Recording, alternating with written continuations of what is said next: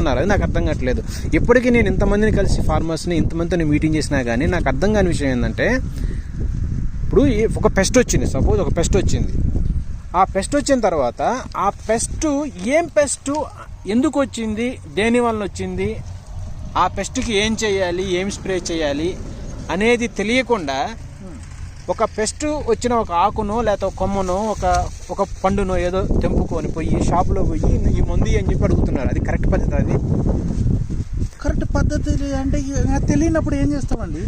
ఇప్పుడు నాకు okay example నన్నే తీసుకోండి, ఎవరో నేను ఇంతకుముందు నా ఫీల్డ్ వేరే, ఆ ఫీల్డ్ నుండి ఈ ఫీల్డ్కి వచ్చాను, ఏదో ట్రై చేస్తాను.